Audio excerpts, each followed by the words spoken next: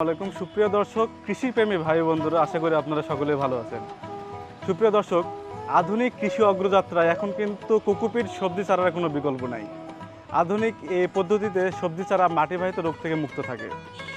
মাটির পরিবর্তে কোকোপিট বা নারকেলের ছোবড়া ব্যবহার করলে গাছ পর্যাপ্ত পানি ও খাদ্য গ্রহণ করতে পারে। এতে মাটিতে তৈরি চারার তুলনায় গাছ দ্রুত বৃদ্ধি হয় এবং 7 থেকে 10 দিন আগে ফলন আসা শুরু করে।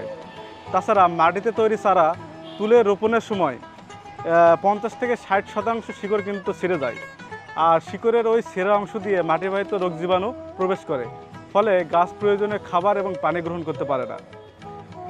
এর কারণে গাছে রোগবালাইয়ের আক্রমণ বেশি হয়। আর কোকোপিট চারা রোপণ করলে একদিকে গাছের রোগবালাইয়ের আক্রমণ কম হয়, অন্যদিকে ফলনও বেশি হয়। সুপ্রিয় দর্শক, আজকে আমরা এসেছি পাঁচবিবি উপজেলার বাগজানা ইউনিয়নের আটাপাড়া গ্রাম বা এলাকায়। এখানকারই একজন স্থানীয় কোকোপিট চারা উদ্যোক্তা শাহাদাত চাচার বেইলি কৃষি সেবায় আমরা এখানে দেখব তিনি কিভাবে তার চারাগুলো উৎপাদন করে এবং তিনি কিভাবে পরিচর্যা করে, এটার বিস্তারিত আলোচনা করব। চলুন আমরা শাহাদাত চাচার সাথে কথা বলি। আসসালামু আলাইকুম চাচা। ওয়ালাইকুম আসসালাম। চাচা ভালো আছেন? আলহামদুলিল্লাহ ভালো। চাচা, আমরা আসছি আপনার আজকের এই বেইলি কৃষি সেবায় আপনার এখানে পরিদর্শন করার জন্য, দেখার জন্য। তো আপনি এই উদ্যোগটা কতদিন আগে নিয়েছেন? আমি এটা উদ্যোগ নিয়েছি এটা উদ্যোগ নেওয়া আছে 2 বছর হচ্ছে। 2 বছর হচ্ছে। তো আমি অনেক চিন্তা ভাবনা করে এটা গ্রিন হাউসটা করানো হয়েছে। মানে আপনার এটা গ্রিন হাউস বলে। আচ্ছা আচ্ছা। গ্রিন হাউসে আমি এই কোকোডাস মাটি ছাড়া আমি চারা উৎপাদন করি। হ্যাঁ, মাটি ছাড়া চারা উৎপাদন করি। আচ্ছা। এই চারার আমার মানসম্মত চারা হয়। হ্যাঁ, এই চারার কোনো অসুখ বিসুখ এটা আসে না। আচ্ছা চাচা, একটু বলেন দেখি, আপনার এই মাটিতে তৈরি চারার তুলনায় এই কোকোপিট চারার উপকারিতা কি? উপকারিতা এটা জীবনযাপন অনেক দিন থাকে। হ্যাঁ, আর নারিকেলের ছোপলা এবং ওই কোকোডাস এগুলো দিয়ে আমি একদম তৈরি করি। করার পরে এই চারাটা 1 মাস 10 দিন পর আমার এই চারাটা সেল করি।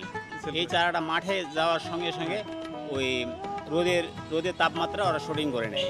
আচ্ছা। আর এই চারাটা আমার ফলন এই জন্য বৃদ্ধি হয়, এই চারাটার কোকোডাস আমার ওই চারার থাকে যায়। আচ্ছা, ডাস্টে থেকে যায়, মানে শিকড়গুলো নষ্ট হয় না। শিকড়গুলো আমার নষ্ট হয় না। শিকড়গুলো আপনার ওই যে ডাস্টের মধ্যেই আপনার সবগুলো জড় থাকে। শিকড়গুলো এলোমেলো হয়ে যায় না বা ছেড়ে যায় না।